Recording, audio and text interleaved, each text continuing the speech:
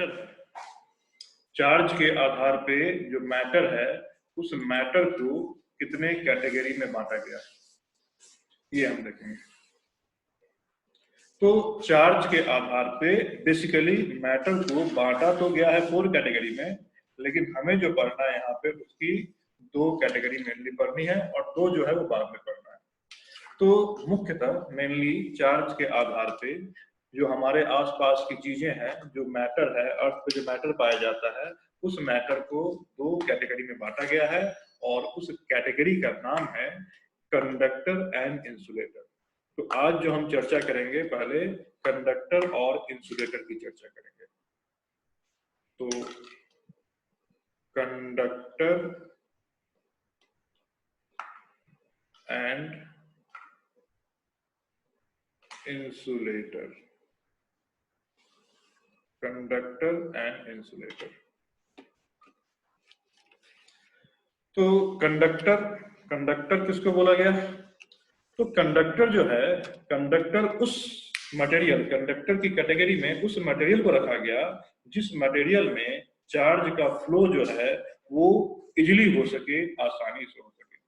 मतलब कंडक्टर वैसे मटेरियल होते हैं जिसमें चार्ज फ्रीली मूव कर सकता है, और जो चार्ज उसमें फ्रीली मूव कर सकता है उसको हम लोग कंडक्शन चार्ज बोलते हैं। और इंसुलेटर वो मटेरियल होता है जिसमें चार्ज का फ्लो या तो न के बराबर हो, है ना, न के बराबर हो या बिल्कुल नहीं। तो हम यहां लिख सकते हैं कि on the basis of charge,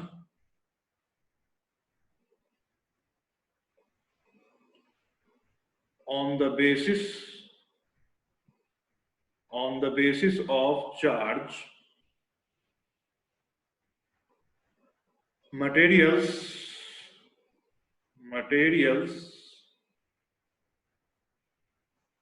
divided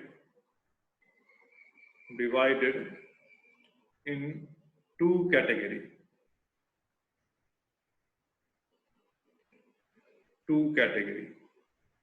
कौन कौन है? तो पहला है कंडक्टर,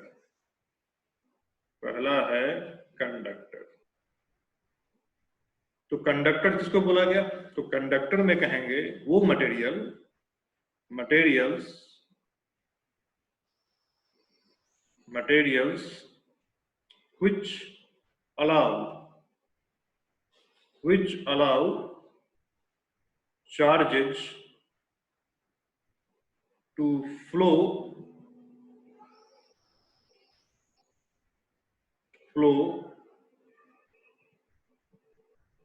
through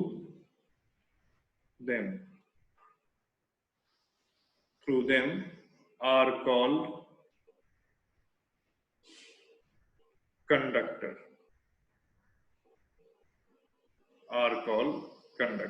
उसे हम कंडक्टर कहेंगे। तो कंडक्टर में किन मटेरियल को लिया गया? तो केमिस्ट्री में जानते होंगे कि केमिस्ट्री में जो एलिमेंट्स हैं उसी एलिमेंट्स के जो पाए जाते हैं, कितने रिकॉर्डिंग को स्टार्ट कर चुके हैं। कंडक्टर में जो केमिस्ट्री में पढ़े होंगे कि जो एलिमेंट्स हैं, जो नेचुरल अकरिंग एलिमेंट है, कुछ मैन मेड एलिमेंट है, तो वही जो उनको क्लासिफिकेशन किया गया है मेटल एंड नॉन मेटल। तो जितने भी मेटल्स होते हैं, ऑलमोस्ट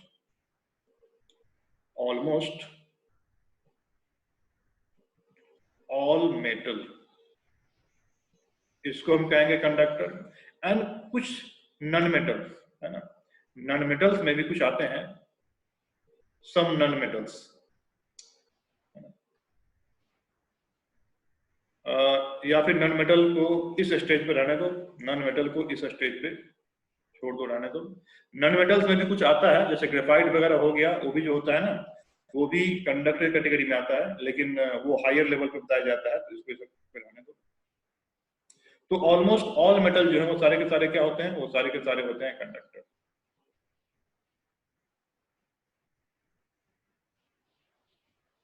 नॉन मेटल जो है वो नहीं होता है, लेकिन इसमें कुछ एक्सेप्शन होता है, सम exceptions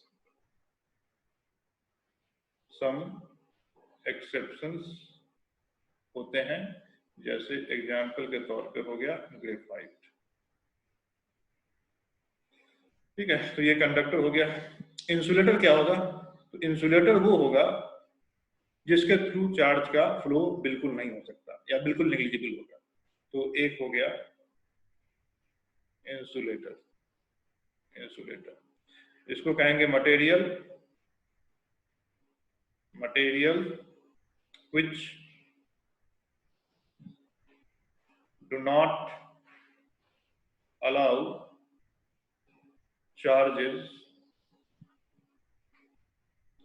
to flow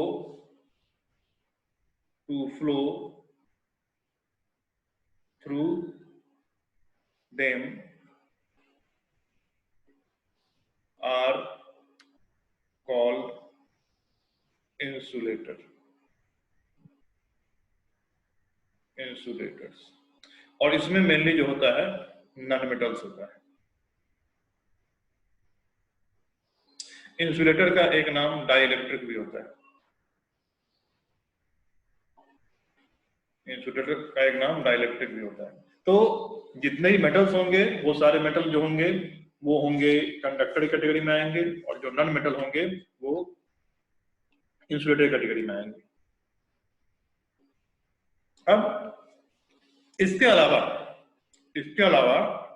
in between जो होता है भी मेटल की प्रॉपर्टी होती है, जिसे हम लोग सेमीकंडक्टर कहते हैं। तो सेमीकंडक्टर वो होगा जिसमें मेटल की भी प्रॉपर्टी होगी एंड नॉन मेटल की प्रॉपर्टी होगी, मतलब दोनों होगा। किसी एक कंडीशन में मेटल वाली प्रॉपर्टी डोमिनेट करेगी और किसी एक खास कंडीशन में नॉन मेटल की प्रॉपर्टी डोमिनेट करेगी। तो ये भी होता है। और एक होता है सुपर कंडक्टर।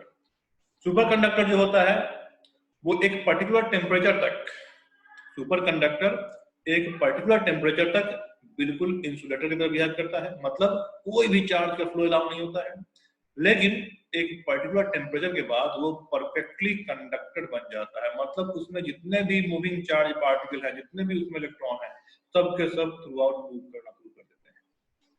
तो इसको स्क्रीन से हटा सकते हैं? Yes, sir. Yes, sir. Yes, sir. तो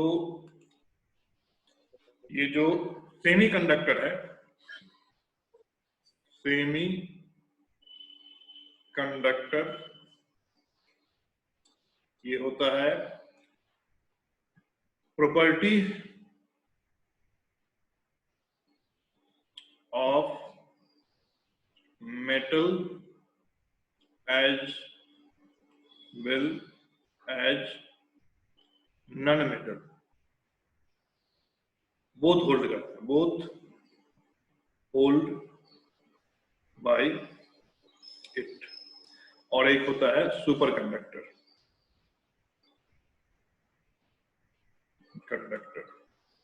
ये क्या होता है कि in range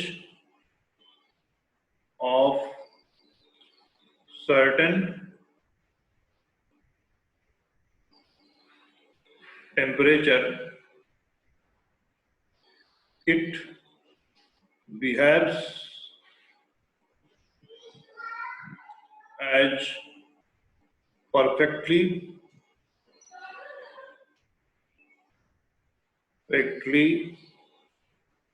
insulator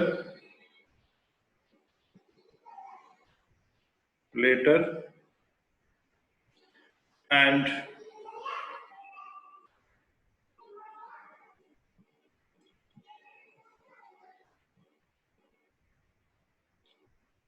out of range it behaves as perfectly conductor। मतलब जैसे मान लो कि मैंने टेम्परेचर लिया 30 डिग्री सेंटीग्रेड और ये कोई एक सुपर कंडक्टर है, तो 30 डिग्री इसका टेम्परेचर अगर 30 डिग्री सेंटीग्रेड से क्या होगा कम होगा, इसका टेम्परेचर अगर 30 से कम हो उस वक्त ये क्या रहेगा, बिल्कुल इंसुलेटर रहेगा।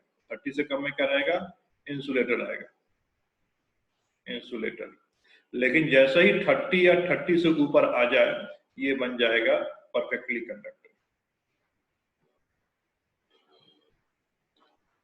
कंडक्टर जितने भी सुपर कंडक्टर होते हैं ये मैनमेड होते हैं, मैनमेड होते हैं, इसे लैब में बनाया जाता है, ये नेचुरली बहुत कम अकर करते हैं ये। तो इन दोनों की जरूरत अभी नहीं पड़ेगी। सेमीकंडक्टर तो हम लोग को पढ़ना है, ये बिल्कुल लास्ट में पढ़ना है, क्लास 12 के लास्ट में चैप्टर है सेमीकंडक्टर डिवाइसेस, उसमें पढ़ना है। और सुपर कंडक्टर अभी नहीं पढ़ना होता है, वो जो लोग इलेक्ट्रिकल इंजीनियरिंग करते हैं उन्हें भी बिल्कुल लास्ट में जाके पढ़ना होता है। तो हम अपना फोकस यहाँ पे जो करेंगे वो मेनली करेंगे कंडक्टर एंड इंसुलेटर पे। थ्रू आउट हमें जो पढ़ना है, हमें जो स्पोर्ट्स में पढ़ना है वो पढ़ना है कंडक्टर एंड इंसुलेटर। अब हम ये देखते हैं कि कंडक्टर और इंसुलेटर में ऐसा क्या होता है जिसके कारण दोनों को अलग अलग डिफरेंशिएट किया गया, क्यों उसमें चार्ज का फ्लो होता है। तो ये हम स्क्रीन से हटा रहे हैं, जिसका स्क्रीन कर ले लो।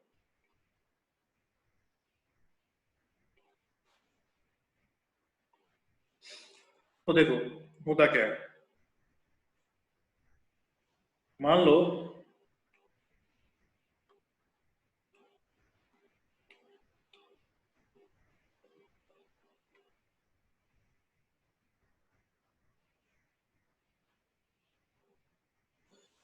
ये हमने बनाया एटम,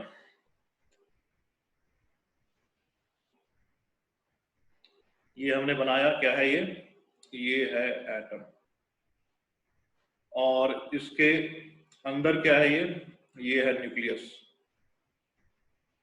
रेड से जो बनाया गया ये है न्यूक्लियस।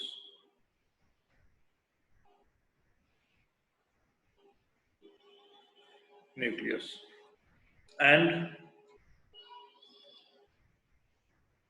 इलेक्ट्रॉन्स होंगे।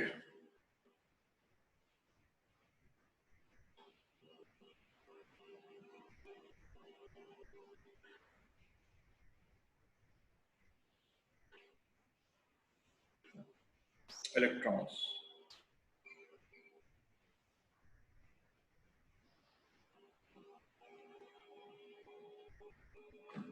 ठीक। तो अगर ये एटम कंडक्टर का है, मतलब if this is conductor atom,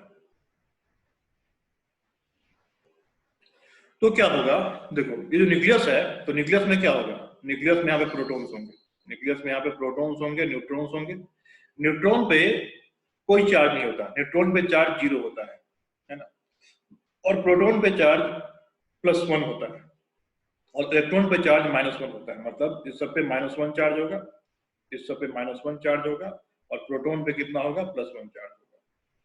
अब कह सकते हो कि जितने नंबर ऑफ प्रोटॉन्स होते हैं न्यूक्लियस में उतने नंबर ऑफ इलेक्ट्रॉन्स होते हैं।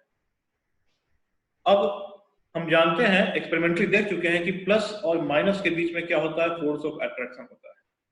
Plus charge and minus charge के बीच में होता है force of attraction, and similar charge के बीच में क्या होता है, force of repulsion. Plus plus होगा तो उसमें फोर्स ऑफ रिपल्सन होगा, माइनस माइनस होगा तो उसमें भी फोर्स ऑफ रिपल्सन होगा। अब एटम का स्ट्रक्चर ये होता है कि न्यूक्लियस में सारा का सारा प्रोटॉन्स रहता है, ऑल्दो प्रोटॉन्स के बीच में क्या है, प्लस चार्ज है। प्रोटॉन जो है प्लस चार्ज है, फिर भी ये काफी कम दूरी में बिल्कुल यहाँ पे कंसंट्रेटेड रहते हैं। क्यों, यहाँ प्लस प्लस के बीच में रिपल्सन नहीं लगता होगा, बिल्कुल लगता है। जो न्यूक्लियस में काफी कम दूर में, कितना 10⁻⁻15 मीटर से छोटे के डायमीटर में ये सारे के सारे प्रोटॉन्स रह रहे हैं, तो यहाँ भी प्लस और प्लस के बीच में रिपल्सन लगता है। लेकिन वहां पे इस फोर्स के अलावा, न्यूक्लियस में इस फोर्स के अलावा और भी फोर्स एग्जिस्ट करता है जो इसकी मैग्नीट्यूड से कई गुना ज्यादा होता है। उसका नाम होता है न्यूक्लियर फोर्स या स्ट्रॉन्ग फोर्स। तो वो जो न्यूक्लियर फोर्स होता है या स्ट्रॉन्ग फोर्स होता है, वही न्यूक्लियस को बांधे रखता है, बाइंड किए हुए रखता है, तो उसको टूटने नहीं देता है। उसकी वैल्यू जो होती है बहुत ज्यादा होती है। वो जो प्लस प्लस के बीच में रिपल्सन, मान लो प्लस प्लस के बीच में रिपल्सन अगर 10 न्यूटन का है, तो उसके बीच में जो अट्रैक्शन होगा न्यूक्लियस फोर्स के कारण, वो सपोज कर लो 10,000 न्यूटन का होगा, इस तरीके का होता है। तो 10,000 के सामने 10 न्यूटन की कोई औकात नहीं है, इसलिए वहां पे ये electrostatic force of repulsion dominate नहीं कर पाता है, nuclear force of friction dominate करता है। तो हम यहाँ पे न्यूक्लियस की स्टेबिलिटी की बात नहीं कर रहे हैं, ये अलग ब्रांच होता है, दैट इज न्यूक्लियर फिजिक्स। हम यहाँ देखेंगे एटम का जो स्ट्रक्चर है, एटम की जो संरचना है, वो जो स्टेबल है वो किस कारण से स्टेबल है? वो स्टेबल है कि न्यूक्लियस के जो भी प्लस चार्ज है, तो न्यूक्लियस के इर्द गिर्द घूमने वाले जो एक्स्ट्रा न्यूक्लियर पार्ट होता है जिसमें इलेक्ट्रॉन रहता है, उसमें फोर्स ऑफ अट्रैक्शन लगाता है। अब जो सबसे नजदीक होगा, जो न्यूक्लियस के सबसे नजदीक होगा, जैसे ये इलेक्ट्रॉन और ये इलेक्ट्रॉन, तो इन पे वो न्यूक्लियस का जो फोर्स ऑफ अट्रैक्शन ज्यादा होगा। और जैसे जैसे न्यूक्लियस से हम दूर जाते हैं, जैसे जैसे न्यूक्लियस से हम दूर जाएंगे, ये फोर्स ऑफ अट्रैक्शन घटते जाता है।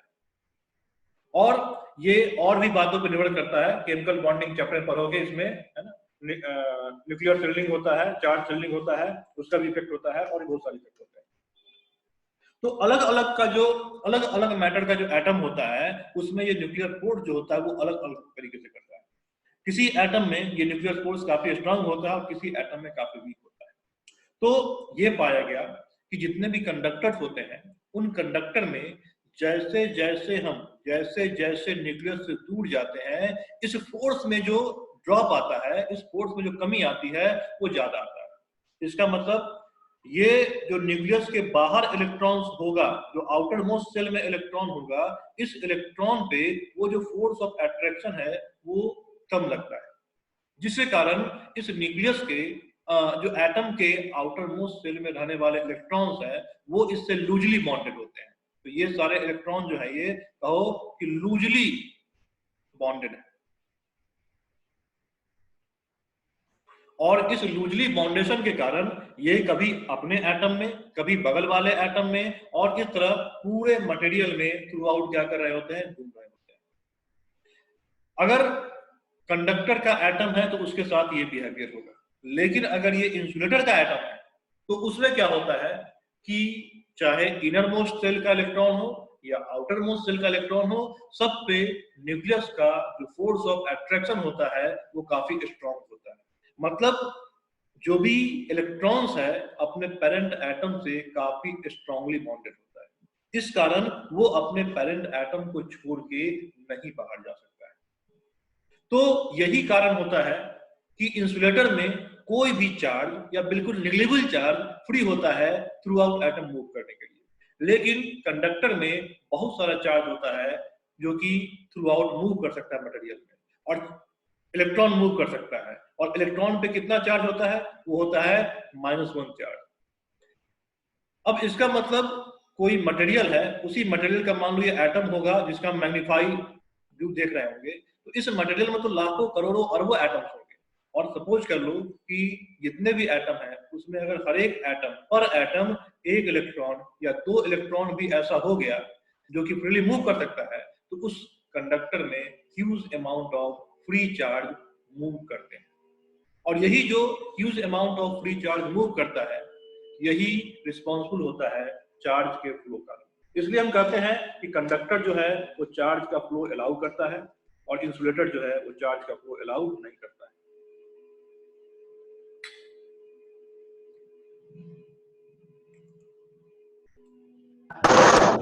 समझ में आया?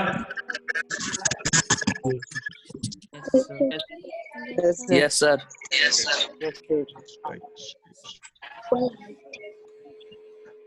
तो इसको हम मिटा रहे हैं, इसका चाहो तो फिगर बना लेना अच्छे से। तो हम क्या लिखेंगे यहाँ पे, तो हम लिखेंगे कि इन conductor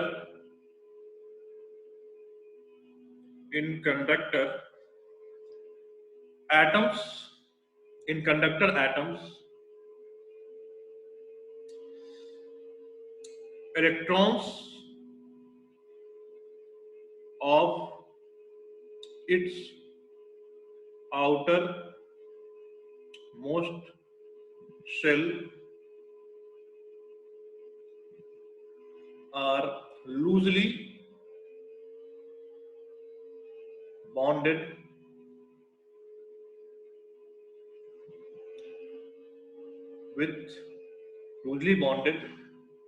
and can move within material, but in insulator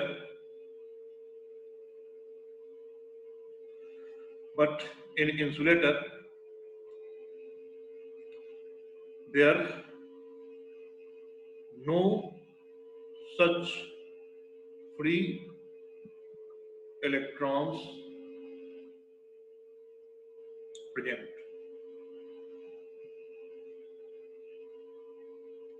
Hence, conductor allow flow of charge, but insulator not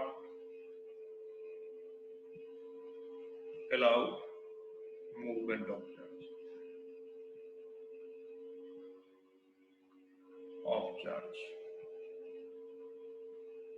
ये होता है।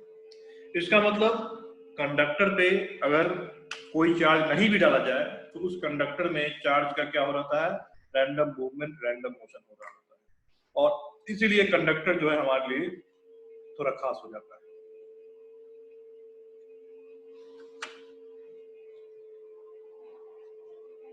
इसका स्क्रीनशॉट लेना, हटा रहे हैं इसको। अब सवाल ये उठता है कि ठीक है, अगर तो ये ध्यान रखना है, जैसे मान लो कोई कंडक्टर है, कोई कंडक्टर है, तो उसमें अगर तुम बाहर से कुछ चार्ज डाल दो, कुछ यहाँ कंटिन्यूअसली चार्ज डाल दो, तो क्या होगा, ये चार्ज यहाँ एक जगह पर रुका हुआ नहीं रहेगा। ये चार्ज, मान लो बाहर से कुछ इलेक्ट्रॉन इस कंडक्टर पे डाल दोगे तो ये एक जगह रुका हुआ नहीं रहेगा, ये इस मटेरियल में कहीं भी मूव कर सकता है। अब सवाल ये उठता है कि अगर मैं कंडक्टर पे बाहर से कुछ चार्ज डालता हूं तो वो चार्ज जो है वो कंडक्टर के अंदर रह जाएगा। मतलब यहाँ मैंने कुछ, मान लो ये कंडक्टर था, ये एक न्यूट्रल कंडक्टर था, ये एक न्यूट्रल कंडक्टर कहने का मतलब जितने नंबर ऑफ प्रोटॉन्स जितने भी एटम्स हैं, हर एक एटम में जितने नंबर ऑफ प्रोटॉन्स हैं उतने नंबर ऑफ इलेक्ट्रॉन्स होंगे। किसमें? न्यूट्रल कंडक्टर में। ये अगर न्यूट्रल कंडक्टर है तो इसके साथ ये बात होगी। और अगर इस न्यूट्रल कंडक्टर में बाहर से मैं कुछ चार्ज सप्लाई करूं,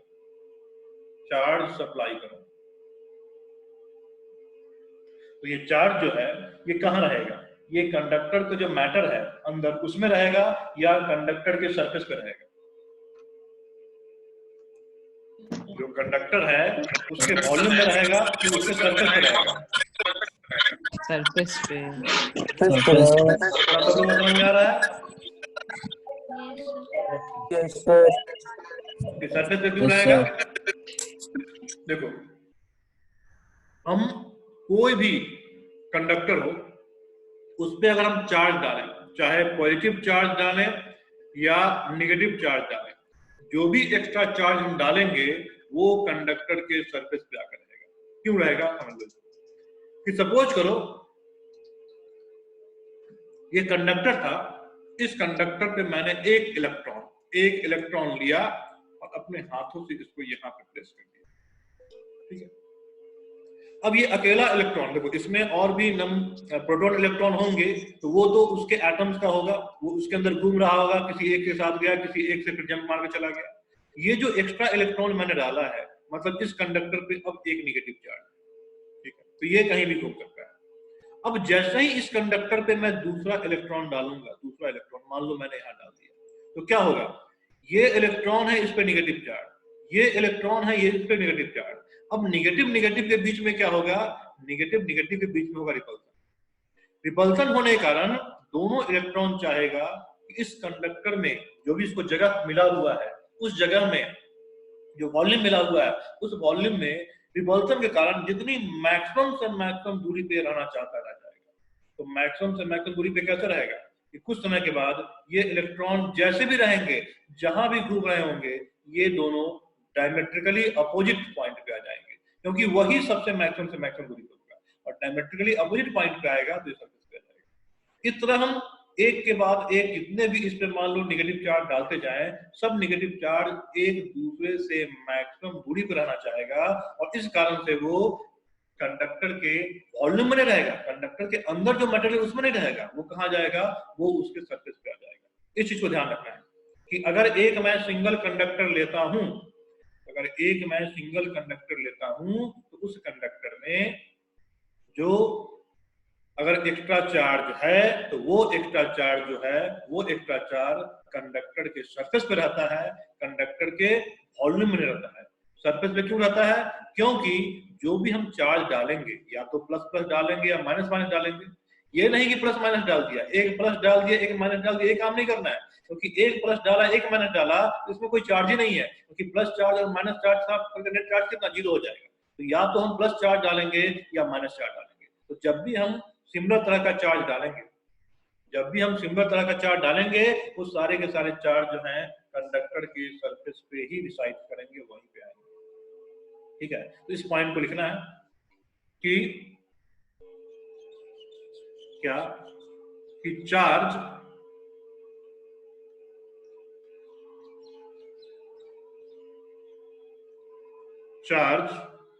given to conductor, charge given to conductor या conducting body spreads over its surface. क्यों? because repulsion between the like charge, repulsion between the like charge, और साथ में कंडक्टर में चार्ज के मूव करने का क्या होता है, जगह होता है, स्पेस भी होता है, एंड हाई मोबिलिटी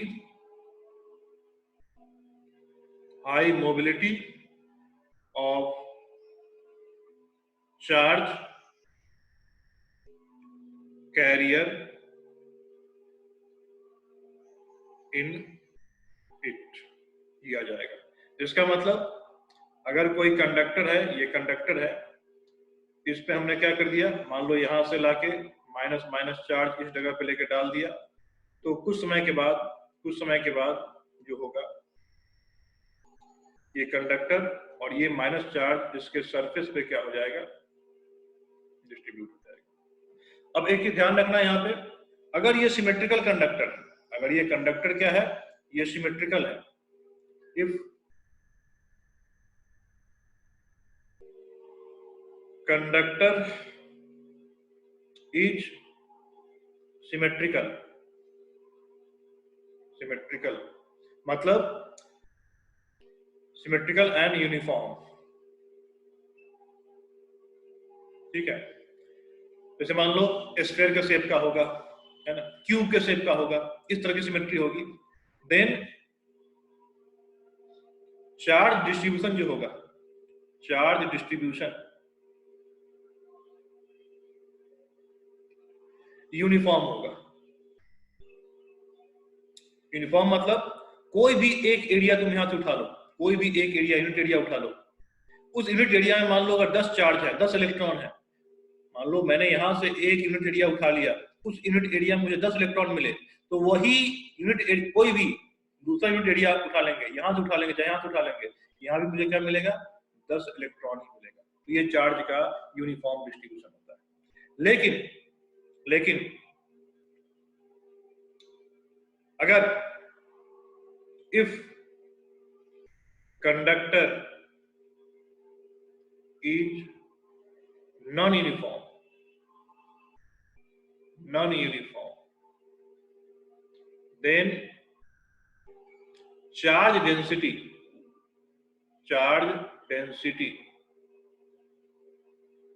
जिसको हम लोग स्मॉल सिग्मा से डिनोट करते हैं, is proportional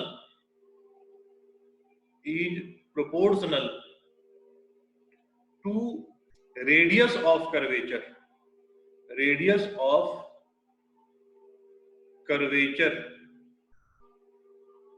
of given area. इसका मतलब क्या हुआ? जैसे मान लो इस तरह इरेगुलर शेप का मेरे पास कंडक्टर है। अब मान लो हम यहां जाना चाहते हैं कि इस पॉइंट पे ये जो एरिया लिया, इस एरिया पे जो चार्ज होगा, तो क्या करेंगे? ये जो आर्क है यहाँ पे, ये जो तुम देख रहे हो ये कर्व, चाहिए मान लो ये जो कर्व है, ये किसी न किसी सर्किल का पार्ट होगा।